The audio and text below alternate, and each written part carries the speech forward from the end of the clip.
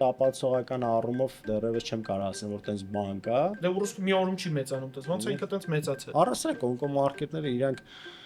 որևիցե ինչ որ ախտորոշիչ դեր չունեն։ Ներկվում է էլի աչքիդ առաջ, ու հասկանում ես, որ երիկամի ուռուցք հայտնաբերվեց հենց նոր, Թին տերմինաբանություն է, սովետական։ բացատրում ես կրկնակի, բարեկամներին, ազգուտակին, մի հատ էլ հեռախոսով Վերջին տարիներին օնկոգինեկոլոգիայում ամենամեծ փոփոխությունները հենց այս ուռուցքների հետ է կապված։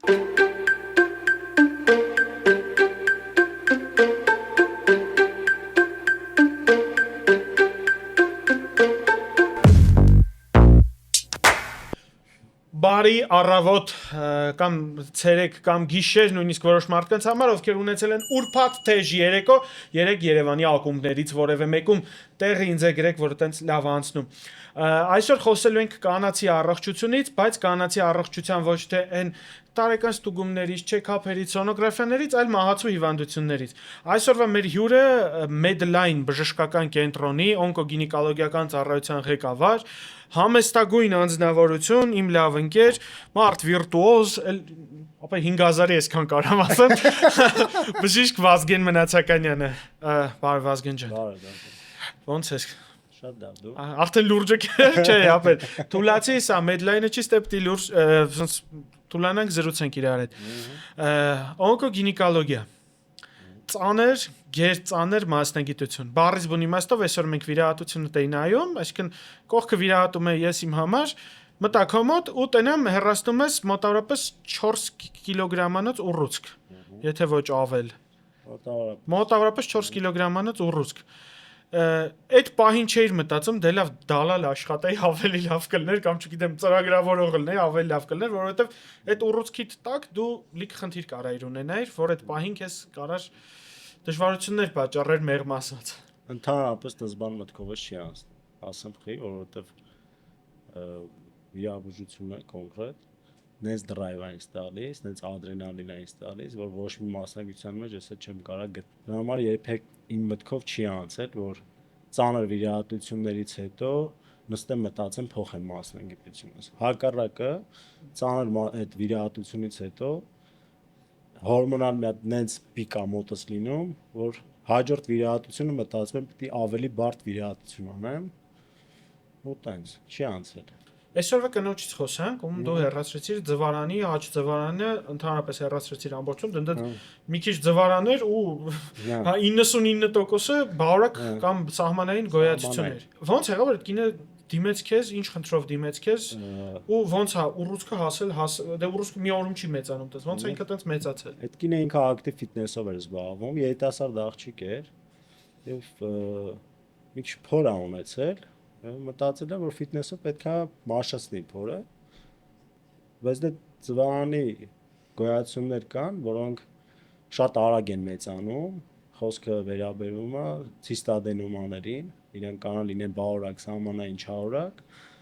ու իրանք շատ կտրուկ արագ մեծանում են ու օրերի ընթացքում նույնիսկ իրանք կարող բավականին մեծ չափսերի հասնեն ու ժամանակի ընթացքում տեսնում որ փորը ավելի է մեծանում։ Ես ռոդի ասում եմ, պարապում եմ դիետա եմ, բայց մեկը չաղանում եմ։ Մեկը չաղանում եմ, հա, հեղիության տեստել էր հանձնել, բան, այդ բացասական էր եկել, հետո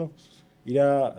հարազատներից մեկը բժիշկ է լինում, հարցնում է ինչ անենք, բան, մի խոսքով սոնոգրաֆիա, կատե, հետազոտություններ, բարձում է ձվանի եսկա գոյացություն,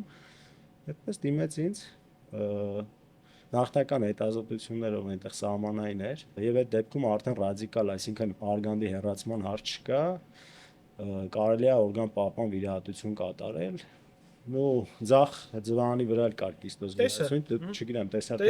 հա, որոշում կայացրեցինք աջ հավելումները հեռացնենք, որտեվ շատ մեծ էին չափսերով, ձախ ձվանի կիստան հեռացրեցինք եւ բիոպսիաներ վերցրեցինք, այսինքն ոնց որ ուղեցույցներով ընդունված է։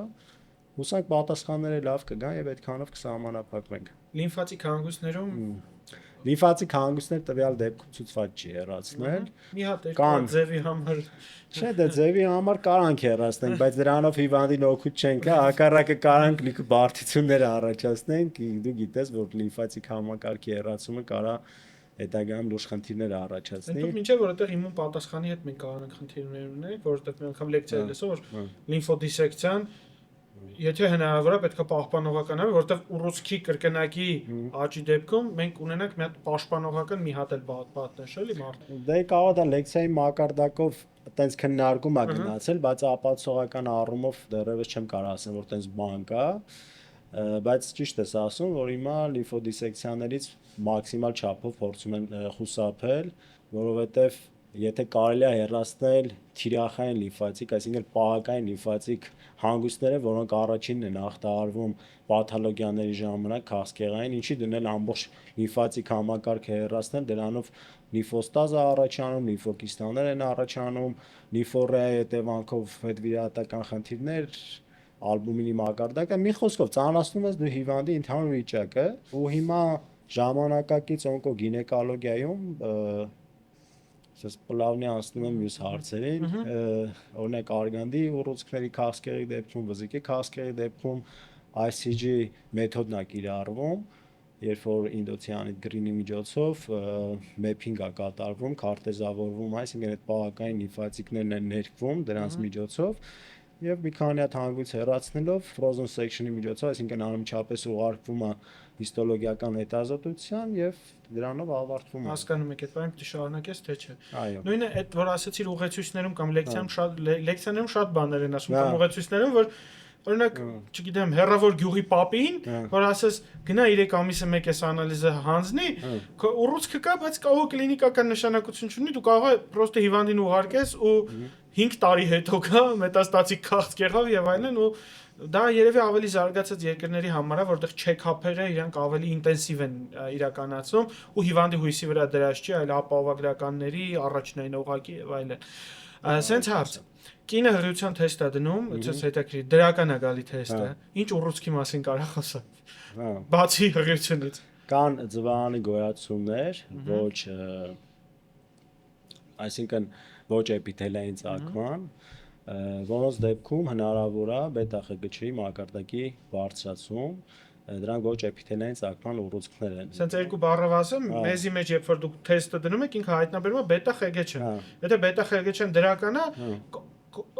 արդեն ցույցում է, որ գնաք հետագա ստուգումներն անցնեք, հասկանաք դուք հղի եք թե չէ։ Եթե ձվանի հետ կապված խնդիրը ոչ էպիթելային ուռուցքի մասին կարա խոսքի, քո բնագավառումը երիկամի ուռուցքների դեպքում է ինքը։ Բարձրանում, հա, ես էլ ուզում եմ տղամարդու մոտ հղիության թեստը կարա դրական։ Հա, դες դեպք եղել է դաժեմ ծառայության ընթացքում։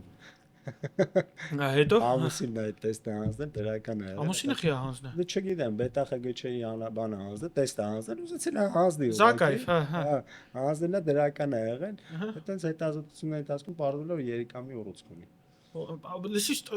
մատաղ արել է, հետո ինքը տենց ապրգվել է, ինքը որովհետև հա, այդ որ Ղարաբաղ է ծառայում, Ջաբրայելում բժիշկ է ծառայում, այդտենց մեր մայրապետերից մեկը տենց պատմում էր այդ պատմությունը, բայց դոկտոր ջան մեր ծանոթներից մեկը գիտեք որ տեստ է դրել դրական է եկել, հա, ասենց խոսում են, հետո տենց Պարզվում է որ ոչ թե ֆանտաստիկայի ժան, ֆանտաստիկ բախտն է բերել։ Բախտն է բերել, հա։ Մենք էլ մի անգամ այտենց էս պատմությունը շատ եմ պատմել, սոնոգրաֆիա ենք պարապում իրար վրա արձինատորներով Ռուսաստանում։ Տղեկից մեկը նայում ենք ու գոյացություն ենք տենում երիկամի։ Մտածում ենք, դե ամենավատ բանը ոչ էս մտածում, դու անգիոլիպոմա է կամ կիստայլ չէ, հա, անգիոլիպոմա։ Ճիշտ մենք կատեմ, եկի կատեն սիրուն կոնտրաստ է ներկվում է, էլի աչքիդ առաջ։ Դու հասկանում ես, որ երիկամի ուռուցք հայտնաբերվեց հենց նոր, շատ փոքր, հա, ու ընդհանրապես երիկամի ռեզեկցիայով առողջ հյուսվածքի սահմաններում այդ հարցը փակվեց։ Ձեր արձանատորներից էր։ Հա, ինքը մատաղարեց։ Ինքը ռուս էր։ Ռուսները մատաղանում են, թե ինքը ռուսը չէ, հրյա էր։ Հրյա է։ Ռուսաստանի հրյա էլի, հա։ Հասկացա։ Հա, դա ինձ էլի շատ այտենց հետաքրքիր զուգը դրել է։ Այսինքն եթե կինը հղիության թեստ է դնում, դա չի նշանակում որ գենդեր party մոտիկա։ Դաժե եթե կինը ինքը ձվանի խնդիրել չունենա, հղիության թեստը երբեք չի համարվում, ինքը հստակ մեթոդ, հա։ Երևինա պետքա երակից էլի բետա ԽԳՉ, սոնոգրաֆիկ հետազոտություններ, նույնիսկ շատ դեպքերում լինում է որ սոնոգրաֆիայով տեսնում են, չեն հայտնաբերում նոր սկսվող փուլերում բետա ԽԳՉ-ով, այսինքն երակից հայտնաբերվող։ Խորենային գոնադոտրոպին։ Այո։ Դու քան երեխա ունես։ 2։ Իսկ հղիությունները դու ես վարել։ Ես չեմ վարում հղիություն։ Ես գիտեմ որ չես վարում, բայց կոնկրետ քո կնոջ համար ինչ որ բացառություն արել ես։ Չէ։ Հա։ Առհասարակ հարազատ մարդկանց հետ կապված փորձում եմ ինձ մի քիչ նեյտրալ պահեմ։ Չի լինում, նեյտրալ բայը լինում է պանիկայի մեջ ընկնել, հա։ Չեմ վստահում, ասեմ թե իմանաս։ Ինձ էլ, որ պապային ասում եմ, ես կամ մամային ես պիտի խմես, այն մեր բանը, ասենք, ասած ոնց է։ Միակ մարդը, որ ինձ վստահում է, պապաս է։ Հա։ Չգիտեմ, երևի ու տենց։ Բայց դու օնկոգինեկոլոգ ես, вообще պայթ չես պապային։ Կապ չունի։ Դու դրանով է վստահում։ Հիմա ուրոլը գլես չէր վստահել։ Դա տղամարդկային սալիդարնեսն է։ Ասում, դե մեկը ինձ պետք չի գալու, հա վստահում եմ Վազգեն։ Ոնց ստացվեց, որ դու դառες բժիշկ, ոնց ստացվեց, որ դու դառες օնկոգինեկոլոգ։ Օնկոգինեկոլոգ։ Գինեկոլոգ։ Բժիշկ դե փոքր ժամանականից էի ուզում դառնալ, որոշված էր, արդեն իմ մեջ դեռ ներկուս նստած էր։ Առաջի կուրսից ուզում եի կարծոքիրուրգ դառնամ։ Սա Գագիկը հիպեն գալիս է։ Սաղի երազանք իրականացած։ Ես այդ ուզում եմ Հեսա ծանոթանալ։ ծանոթացնեմ։ Հետո 5-րդ կուրսում գինեկոլոգիայի ցիկլն էր մեր մոտ ու որպես ակտիվ ուսանող տենց մտա վիրահատության գինեկոլոգիական ու շատ անոտ վիրահատություններ էլ ինքը դեր բարդ դեպք էր ու դուրս եկավ էլ տենց սոցիալի լուրջ վիրաբուժություն է։ Դու անվճար սովորող ես եղել։ Հա։ Այդտենց հետո 6-րդ կուրսում միջպետական ծրագիր կար Ռուսաստանի հետ։ Այդ ծրագրով ես անցա 3 ուսանող անցա, մեկը ես էի, հետո 2 հոգի էլ ավելացրին, ընկերներս անցան։ Իրանք միկրոխիրուրգիա ընտրեցին, ես գինեկոլոգիա օպերատիվ։ Հենց Ռուսաստանում 2 տարի մանկաբարձություն գինեկոլոգիա անցա։ Դրանից հետո եկա Հայաստան։ Ծառայելու ժամանակներ չէին տանում ինձ բանակ, ես զորով գնացի, այն ժամանակ Դավիթ Տոմեյանն էր, փոխնախարարը։ Ինձ ասաց՝ գնա, դու փոքր ես, ամենափոքրը ես էի տարիքով, ասաց՝ չէ, ես ուզում եմ ծառայեմ։ Մի խոսքով ընկա Ստեփանակերտ, հետո Ստեփանակերտում այդ հաստիքը արդեն կրճատվել էր, կրճատված հաստիքի վրա էին տարել, գնացի Ջաբրայել 2 տարի այնտեղ մնացի։ Հետո որ ավարտեցի, դե Հայաստանում 2 տարի այնտեղ արձինատուրայի անցել, այստեղ ոչ ծանոթում էի, ոչ բան, մի երկու տեղ գնացի, հասկացա, որ չէ, ես պետքա ոնց որ էլի շարունակեմ, այդտենց ընտրեցի որպես բարդ ավելի ճյուղ օնկոլոգիան, խորացա օնկոգինեկոլոգիայի մեջ։ Օնկոգինեկոլոգիայի մեջ խորանալը հասկացան, գինեկոլոգիայի մեջ խորանալը հասկացան։ Բայց ինչ որ պայելել է, որ զղջաս, որ մաշկաբան դառնա, էլի։ Մաշկաբան։ Կամ պլաստիկ խիրուրգ։ Չի եղել տենց բան, շատ լավ հայտնի պլաստիկ վիրաբույժ ընկերներ ունեմ, շատ եմ փորձել։ Անունը իմը։ Փայցան Կարեն է։ Ահա։ Խմբից իմ շատ լավ ընկերներից է, որ շատ լավ վիրաբույժ է, շատ էր ասում փոխի կոմոդ կստացվի, բայց չփոխեցի, չէի ուզում ուղղակի։ Ինչը կոմոդ տրաշակի սեր, դու չես կես նուրբ գործան, ես պետք է մտնես։ Դե գիտես ոնց հիմա տենդենսները փոխվում են, ավելի շատ բժիշկները փորձում են փոքր բաներով ավելի մեծ գումարներ աշխատելով, ազում ավելի մեծ ստանալ գործերի։ Վերջերս գինեկոլոգների մեկի հետ խոսակցություն գնաց, մեր սիրելի Նորայր Նվերիչի, որ ինքը մոտ հետաքրքիր բան ասաց, ասաց մարդիկ չեն ուզում, գինեկոլոգները չեն ուզում ծնունդ ընդունել։ Հիմա երիտասարդ ինչի դու չուզեցիր մանկաբարձ դառնաս, ու ինչի գինեկոլոգները չեն ուզում հենց գնան ծննդօգնությամբ զբաղվել։ Ես չուզեցի մանկաբարձ դառնալ, որովհետև ես գինեկոլոգիան ի սկզբանե չէի ընտրել մանկաբարձության համար։ Ես գինեկոլոգիան ընտրել եմ հենց օպերատիվ գինեկոլոգիայի համար, այսինքն ես գինեկոլոգիայի մեջ հենց վիրահատական գինեկոլոգիան է քաշել։ Ինձ երբեք մանկաբարձությունը չի քաշել։ Չնայած որ մանկաբարձությունը շատ բարդ ոլորտ է, բարդ, անտանելի պատասխանատու, շատ պատասխանատու, երկու առողջ օրգանիզմի հետ գործում ես։ Այ լավ ասել, երկու առողջ օրգանիզմ։ Ու բացի այդ դու պետքա, ես հերթապահել եմ բազմիցս նույնպես է որ կեսարյանել եմ արել ծնունդել եմ ընդունել բայց ես իրիկունները մեկ-մեկ գալիս եմ հիվանդներին պերևաս կանել դու նոր ես տուն գնում հա դա հերթապահության հաշիվ է էլի գիշերը բայց իմ ասած այնա որ մանկաբարձության մեջ դու կարող ամբողջ մի օր 24 ժամ ոտքի վրա քայլես վազես ուղղակի այդ անտանել է ու ես անքնությունը շատ վատ եմ տանում մարդկա իր համար անքնությունը նորմալ է ահա որ վատ եմ ես տանում ու հաջորդ օրը եթե ես մի գիշեր չեմ քնում ես հաջորդ օրը արդեն ֆիզիկապես շատ վատ եմ զգում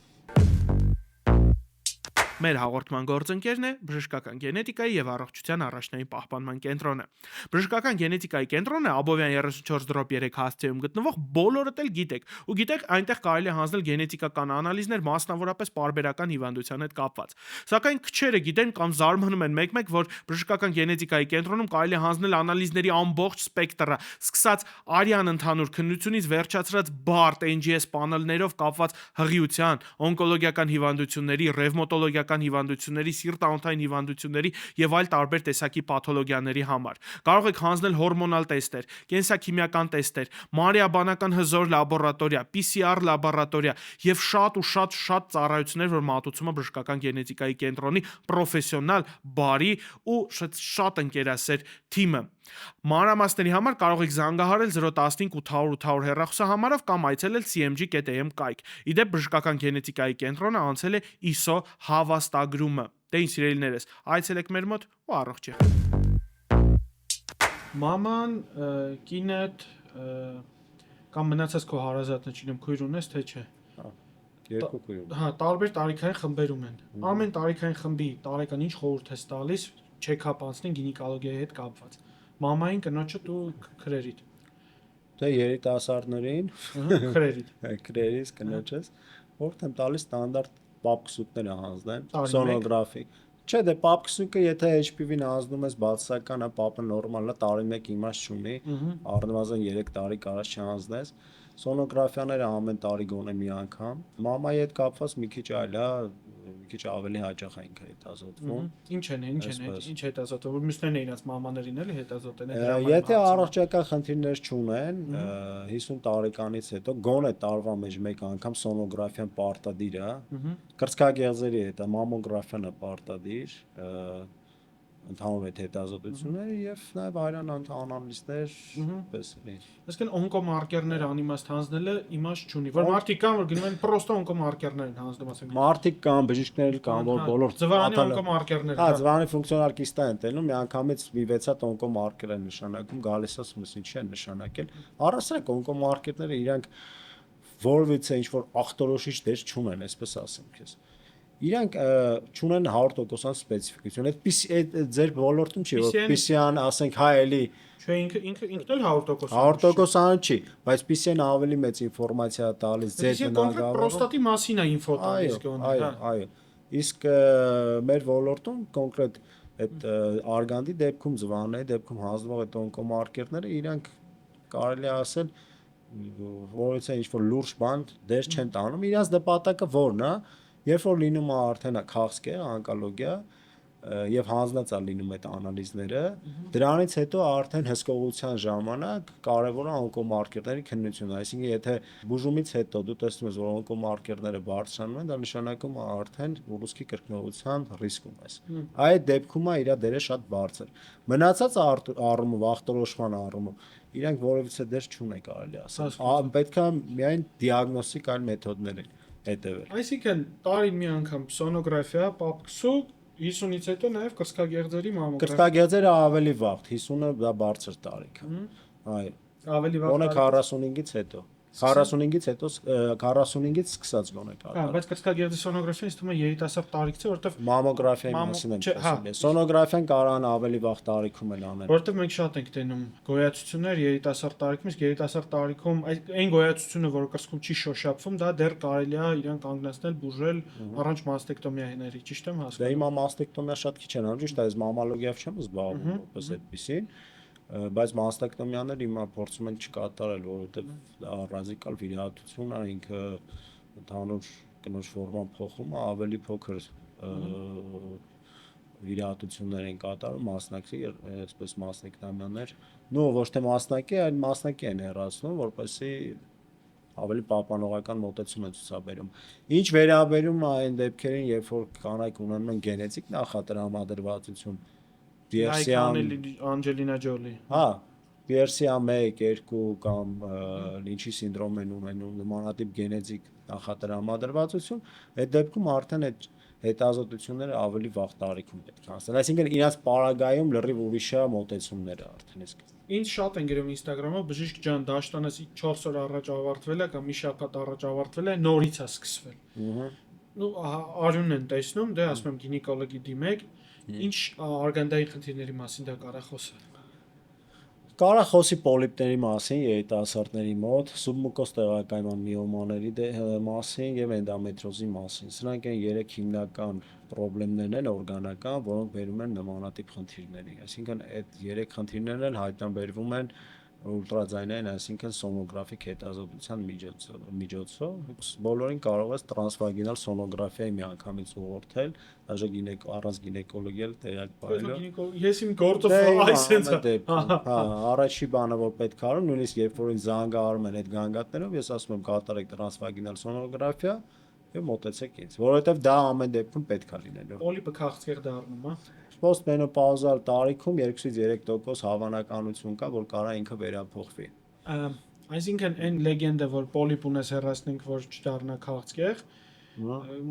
նու քիչ հավանական, որ այդ պոլիպը կդառնա քաղցկեղ։ Նայ ոնց է, մենք սկզբից ինչ էինք խոսում, որ այդ ուղեցույցները ընդունված են զարգացած երկրների համար։ Հա, մեր Մենք հիվանդը գալիս է, հիմա եթե հիվանդը կա, պոլիպ ունեցավ, հանգիստ եղավ այդ պոլիպը, սոնոգրաֆիկ այնտեղ արոնամատական, մի խոսքով ասեմ գնա բան չկա մոտդ, այդ կինը գնալու մոռանալու այդ պոլիպի մասին, մեկը կարող 5 տարուց քաղցկեղով գա։ Հիմա ոնց անենք, հեռացնենք թե չհեռացնենք։ Հենց այդ հարցը էլի։ Հենց այդ է, այսինքն մեր պարագայում, այսինքն դու պետք է ուղղորդվես ոչ միայն ուղեցույցներով, այլ նաև պետք է հաշվի առնես քո երկրի առողջապահական ոլորտի վիճակը։ Եթե շատերին թվա բժիշկը պետքա բացատրի, բան չեք պատկերացնի ինչքան է լինում, որ բացատրում ես կրկնակի, բարեկամներին, ազգուտակին, մի հատ էլ հեռախոսով մեկը չեն հասկանում, ինչ էր ասում։ Հենց է։ Ասում են կպար, բան եղավ, չհավորակացավ։ Չհավորակացավ, հա, կպար, հա, մի հատ հիվանդ կար PSA 500 էր։ Դա արդեն մետաստատիկ քաղցկեղի մասին է խոսում, ասում են պետքա բիոպսիա արվի։ Դե MRT բան ոչ մի բան պետք չի էլի, ասենք մատով քար է ամբողջ պրոստատը, ասում են բիոպսիա պետք է արվի։ Որ վերիֆիկացնենք էլի, դեռ գլիսեն 5-ը, գլիսեն 7-8-9, չգիտեմ ինչի հետ գործ ունենք, որ իմանանք ինչ բուժում տանենք ու պլյուս օնկոստատուս ստանա հիվանդը, որ օգտվից անվճար կատեից եւ այլն։ Ասում եմ բժիշկ ջան, որ կպնեք չի գազազի, ասում եմ սրանից էյան էլ դժվար գազազի, ասենք որովհետեւ արդեն գազազել է ինքը էլի, ասենք կարող ասես գազազի վարակիչ պրոստատիկ քաղցկեղ դառնա, դու չի լինի։ Պրոստը միջև այդ հիվանդի բացատրել է, որ իր մոտ վտանգավոր պրոստատիկ քաղցկեղ վտանգավոր քաղցկեղի տեսակներից չէ, այսինքն ենթաստամոքսային գեղձի քաղցկեղ չի, որ ասենք 2 շաբաթում կարա առողջ մարդուն ուղարկեն աշխարհ, նու կամ ստամոքսի քաղցկեղ, որոնք չափից դուս ագրեսիվ են, էլի, հա։ Լեոների քաղցկեղն էլ այդպես։ Հա, բայց շատ քիչ հանդիպող է լեոն։ Բայց շատ ագրեսիվ է։ Հա։ Գինեկոլոգիան որ քաղցկեղն է ամենաագրեսիվը։ Կարելի ասել ձվանի ցածր դիֆերենցված քաղցկեղ շատ արագ է տարածվում։ Իր խնդիրը նա է, որ միանգամից ամբողջ որովայնով տարածվում է։ Այսինքն մենք ունենք, չէ, արգանդի վզիկի, արգանդի մարմնի քաղցկեղ։ Երեք սկզբից լոկալ են գնում։ Բայց օրինակ ձվանի քաղցկեղը ինքը շատ արագ տարածվում ամբողջ որովայնով։ Նա sense հարց ծագեց մոտս, էսի լուրջ sense ոչ հետազոտություն, զուտ հետաքրքիր է, եթե կինը ռեպրոդուկտիվ տարիքից դուրս է գալիս, էլ չի պլանավորում երեխա, 35 տարեկան է, 3 երեխա ունի, էլ չի էլ ուզում։ Արժի ուղղակի հեռացնել ձվարանները, թե չէ։ Եթե իր մոտ կա գենետիկ նախատրամադրվածություն, ոնց որ կրծքագեղձի դեպքում, արժե։ Եթե չկա գենետիկ նախատրամադրվածություն, այդ դեպքում իմաստ չկա։ Չեքափերը անի, հա։ Ձվանի դեպքում չեքափերը չեն օգնում։ Անգլիայում արել են այդպես հետազոտություն, հսկել են, այսինքն բարբերաբար սոնոգրաֆիաներ, օնկոմարկերներ հասկացել են, որ չեն կարող ձվանի քաղցկեղը կանխարգել են։ Մի մեկից մինչև մյուսոնից մյուսը կարող է մետաստատիկ ռակ առաջանալ։ Այո, ինքը շատ արագ կարա տարածվի ամբողջ որովայնում։ Բայց օրինակ ապացուցված է, որ արգանդափողերից է սկսվում ձվանի ցածր դիֆերենցված քաղցկեղը, այսինքն այդ ներէպիթելային փոփոխությունները արգանդափողերում։ Դրա համար օրինակ երբ որ մենք վիրահատում ենք պացիենտներին, ձվանները պահպանում ենք, արգանդափողերը միշտ հեռացնում ենք։ Ու հիվանդին ասում ենք, որ սա սրա համար է կամ։ Նախ ինքը ֆունկցիա չունի, երկրորդն էլ ինքը նաև ձվանի քաղցկեղի ցածր դիֆերենցված քաղցկեղի համար ինքը պատճառ է հանդիսանում, դրա համար հեռացնում ենք։ Օնկոլոգիան ու հղիությունը։ Ոնց է կանում, երբ որ հղի կնոջ մոտ հայտնաբերվում է արգանդի կամ ձվարանի ուռուցքներ, ոնց այդ ժամանակ աշխատանքը գնում։ Հղի կնոջ մոտ իհարկե արգանդի լորձաթանատի քաղցկեղ մի քիչ հավանականությունը այդպես քիչ է, լինում է վզիկի եւ ձվանի քաղցկեղ կարա լինի։ Իհարկե դա կախված է արդեն թե ինչ ստադիայում է գտնվում, հղիությունը ինչ ժամկետում է գտնվում, կախված է հիվանդի տվյալ հիվանդի եւ հղիի ցանկությունից։ Օրինակ վզիկի ուռուցքների դեպքում կեսարյանով ծննդալուծում է կատարվում եւ անմիջապես կատարվում է ռադիկալ վիրահատություն։ Էքստրուպացիա։ Ну, ռադիկալ հիստերեկտոմիա, էքստրուպացիայից տարբերվում է, ինքը ավելի լայն մասշտաբներ է պահանջում, որովհետեւ պարամետրումներն է պիտի հեռացվի, ռադիկալ հիստերեկտոմիա կատարվում, արդեն կախված չափսերից, կարող է B լինի, C լինի, արդեն ըստ իր մասշտաբի, էլի։ Եվ վերթայմի վիրահատություն լսած կլինես, վերթայմ X-ի վիրահատություն ինքը հիմա ըստ իր չափորոշիչների ռադիկալ հիստերեկտոմիա, բայց B-ն է ինքը, ռադիկալ հիստերեկտոմիա B-ն է։ Արգանդի վզիկի քաղցկեղը։ Այդ արգանդի վզիկ նայելը մեր դաշը սիմուլյացիոն քննություն էր պետական ավարտական։ Երբ հա պետք ձեռ տալ արգանդի վզիկին։ Հանձնել ես պապ քսուկ, եկել է պատասխաններ, սին 1, սին 2, այդպես։ Հիվանդներ կան գնում են վառում են, հա, ասում են արգանդի վզիկի էրոզիա ունի, գնացի, վառացի բան։ Հա, բայց այդ գալիս է հետո ֆանտաստիկայի ժանրից է այդ դիագնոզները եւ այլն։ Ինչ կասես այդ հարցի շուրջ։ Նախ էրոզիա տերմին հիմա չկա։ Այդ հին տերմինաբանությունն է, սովետական, էրոզիային ոչ մի բան պետք չի անել։ Բուժում անում է, երբ որ դիսպլազիա կա։ Ընդ որում կախված է նրանից դիսպլազիան ցածր աստիճանի է, թե բարձր աստիճանի դիսպլազիա։ Ցածր աստիճանի դիսպլազիայի դեպքում դու կարող ես դեռևս պացիենտին հսկողության տակ պահես, որովհետև ինքը կարող է ներքաշվի։ Այսինքն նորմալանա։ Եթե ծանր աստիճանի դիսպլազիա, արդեն այդ դեպքում պետքա փոքր վիրահատություն անես, կոնիզացիա է կոչվում։ Հեռացնում ես այդ ախտահարված զոնան եւ նորից հսկողության տակ է մնում պացիենտը։ Մենք ստեղ մի իրավիճակ ունենք, երբ որ պետք է ամեն սինը հետևից գնալ ու կատարել կոնիզացիաները կատարել։ Եթե ցածր աստիճանի դիսպլազիա է, դու կարող ես իրան հսկել։ Էդի ո՞րն է ցածրը, սիներով ասա։ Սին 1-ը։ Սին 1։ Սին 2, սին 3-ը արդեն բարձր աստիճանի դիսպլազիա է համարվում։ Հասկացա։ Կա L-սիլ, կա H-սիլ։ Հասկացա։ High low, հա։ Այո։ Ու այստեղ շատ կարևոր նշանակություն ունի արդյոք դու ունես քաղցկեղածին վիրուս, թե չէ, պապիլոմավիրուս։ 16-18-ը։ Ну, այդտեղ շատ են։ Մենակ 16-18-ը ուղղակի ամբողջ աշխարհում ոչ թե ամենաագրեսիվն է, այլ արգանդի պարանոցի քաղցկեղի 80% դեպքերում այդ երկու վիրուսն է հանդիպում։ Ագրեսիվության առումով էլի ագրեսիվ տարատեսակներ կան։ Օրինակ վերջերս մի հատ հոդված էի կարդում, շվեդիան, այսինքն սկանդինավյան երկրներից մեկում էր 43 տեսակներ ամենաագրեսիվ։ Այսինքն իրանց մոտ պարանոցի քաղցկեղի առաջացման ամենահաճախ հանդիպող վիրուսը 43 տեսակ է։ Մեր բժիշկներից Արտեմը Ստեփանյանը այդ անդադ իրան ցիտել եմ էլի, այս նախադասում որ ասաց որ արգանդի վզիկի քաղցկեղ սկանդինավյան երկրներում հենց դա քիչ է հանդիպում, շատ քիչ, նույնիսկ գնում են աֆրիկական երկրներ վերապատրաստվելու սովորեն վիրահատել, որովհետև այն ամենաօնկոգենների հանդեպ պատվաստանյութը կա ու պատվաստանյութը մեծ ծածկույթ ունեն 90 ու ավելի տոկոս բնակչությունը ստանում է այդ պատվաստանյութը։ Իսկ իմ ամեն երկրորդ ծանոթը զանգում է 14 տարեկան աղջիկը ստանեմ, պատվաստանյութը ստանան, հա, տարեք թող ստանան։ Արտադիր։ Ես դրա հետ կապված նույնիսկ տեսանյութ էի տեղադրել, որ պետք է պատվաստվել, որովհետև իմենակ պարանոցի քաղցկեղը նաև կոկորդի քաղցկեղը, լեզվի, տղամարդկանց մոտ առնանդամի, մենք ես ու բժիշկ Չախյանին գիտես։ Իհարկե գիտեմ, իմ լավ ընկերն է, ոսկանում։ Դու կոմարդ կողը չիմանաս։ Չգիտեմ։ Անցնում դառնում ես ասում, հա։ Նենց անունը որ տենց Ազատ Չախյան։ Ազատ, հա։ Բրոս։ Ունեցել ենք անցյալ տարի 2 հատ դեպք։ Առնանդամի քաղցկեղին շատ ռեդկ է հանդիպող բանը, բայց ունեցել ենք 2 հատ դեպք։ Ես ներկա եմ եղել մեկի վիրահատության ընթացքին։ Դու լիմֆոդիսեկցիային ես ներկա։ Հա, ձուկենի վիրահատություններ անում։ Շատ բան վիրահատություն է, հետ վիրահատական ծանր ընթացքով։ Հետ վիրահատական մարդու կոպիտես տազդրի մեջ փոս ես ունենում երկար ժամանակ, շատ մինչև ձեռքի այսքան մասը կարաս մտցնես ազդրի մեջ դուս անես այդ լիմֆոդիսեկցիայից հետո, հա։ Ծանր է դնում ընդհանուր։ Նույնն էլ հեշտոցի ավելի ճիշտ վուլվայի ուռուցքների դեպքում էլ այդ նույն վիրահատությունը կատարվում է։ Ինքը շատ հազվադեպ է հանդիպում վուլվայի ուռուցքները գինեկոլոգիական ուռուցքների մեջ, բայց էլի այդ վիրահատական ընթացքը կարող է ծանր։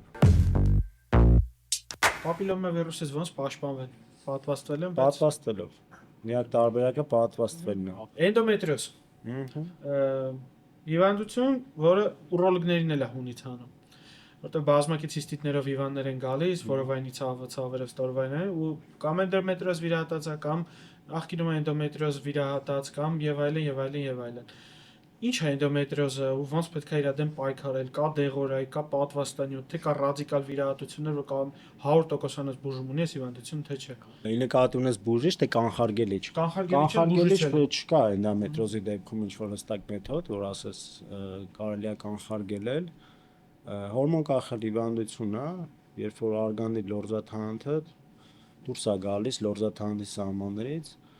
նույնիսկ արգանդի սահմաններից եւ սկսում է ամեն դաշնանային ցիկլի ընթացքում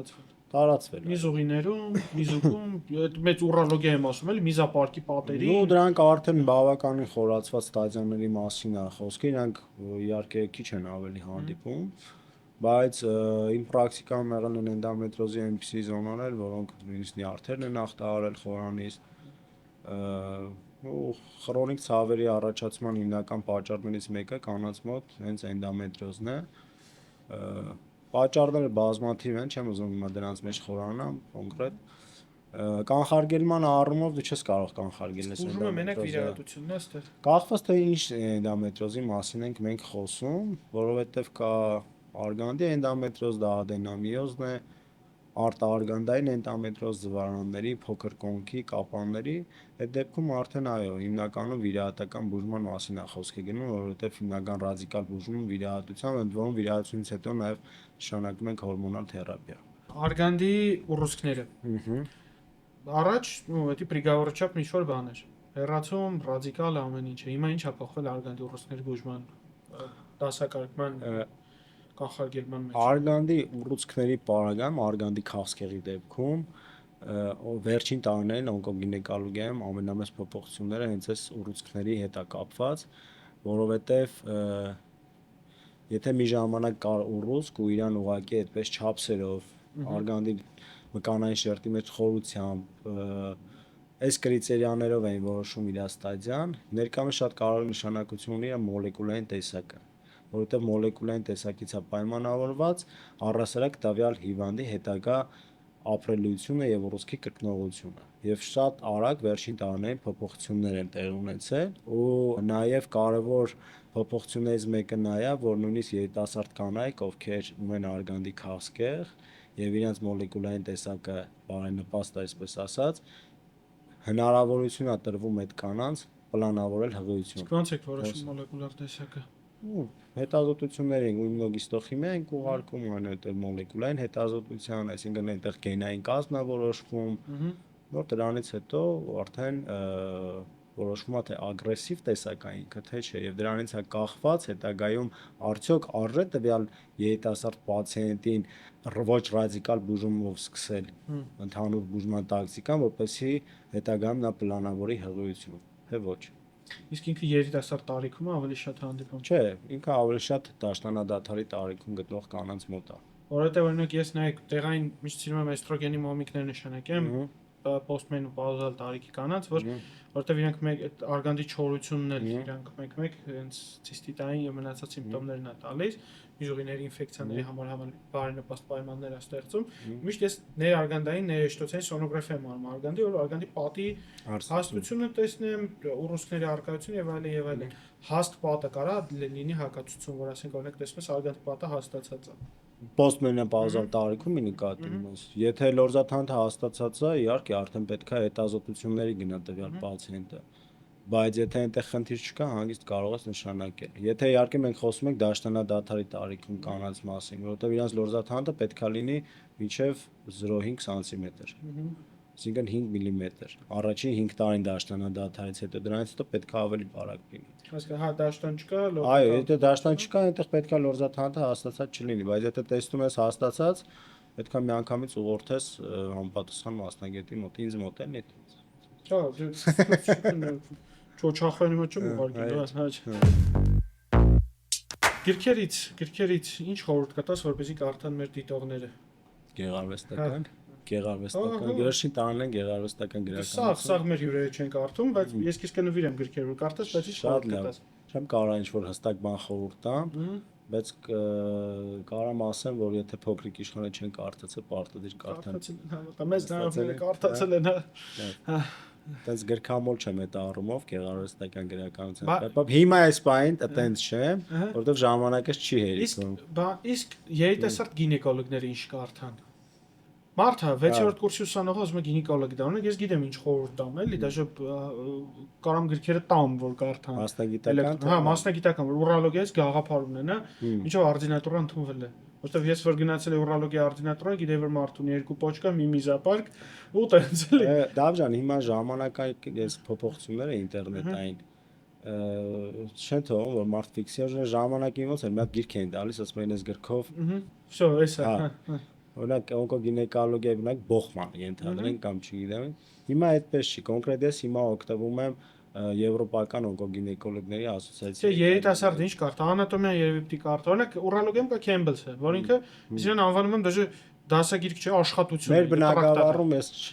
չկա տենց հստակ ինչ որ մի հատ գիրք, որ ես ասեմ, այս գիրքը կարդա ու վերջ, ասենց ասեմ։ В общем, ապրես, որ եկար, ապրես, որ զրուցեցինք մեր հյուրը Մեդլայն բժշկական կենտրոնի օնկոգինեկոլոգիական ծառայության ղեկավար Վազգեն Մնացականյանն է, իմ շատ լավ ընկեր, ֆանտաստիկ վիրաբույժ, թեթև ձեռով անձնավորություն, ես երկրորդ 5000-ն եմ խոսում էլի։ Չէ, բայց ինչը ճիշտ, երկու կողքի վիրահատարան վիրահատելուց ես մենակ տնում, դեմին հետ իրոք ասում է, թե անում է, դու այն որ ասում է, համ ասում ես, համ անում ես, հա, համեստ չես լավ։ Բայց ֆանտաստիկ վիրաբույժ, դրա համար բաժանորդագրվեք իր Instagram-ում, լիքը հետաքրքիր ինֆոներ է ալնում։ Վիրահատությունները դրեք այն օրերին, որ մենք նույն ստոյկից չօգտվենք, որովհետև առավոտները կռիվ անկնումով պետք է առաջինը վիրահատի։ Այսքանը, առողջ եղեք։